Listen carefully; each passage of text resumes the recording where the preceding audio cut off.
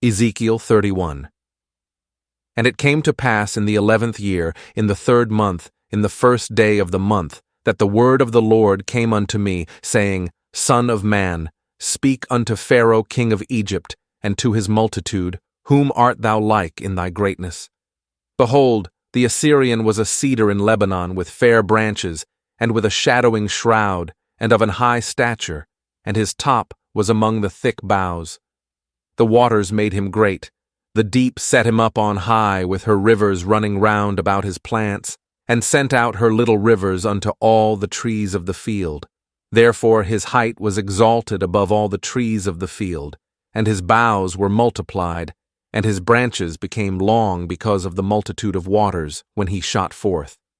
All the fowls of heaven made their nests in his boughs, and under his branches did all the beasts of the field bring forth their young, and under his shadow dwelt all great nations. Thus was he fair in his greatness, in the length of his branches, for his root was by great waters.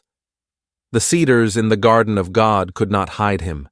The fir trees were not like his boughs, and the chestnut trees were not like his branches, nor any tree in the garden of God was like unto him in his beauty. I have made him fair by the multitude of his branches, so that all the trees of Eden that were in the garden of God envied him. Therefore thus saith the Lord God, because thou hast lifted up thyself in height, and he hath shot up his top among the thick boughs, and his heart is lifted up in his height. I have therefore delivered him into the hand of the mighty one of the heathen. He shall surely deal with him. I have driven him out for his wickedness. And strangers, the terrible of the nations, have cut him off, and have left him. Upon the mountains and in all the valleys his branches are fallen, and his boughs are broken by all the rivers of the land. And all the people of the earth are gone down from his shadow, and have left him. Upon his ruin shall all the fowls of the heaven remain, and all the beasts of the field shall be upon his branches, to the end that none of all the trees by the waters exalt themselves for their height, neither shoot up their top among the thick boughs, neither their trees stand up in their height, all that drink water, for they are all delivered unto death, to the nether parts of the earth, in the midst of the children of men, with them that go down to the pit.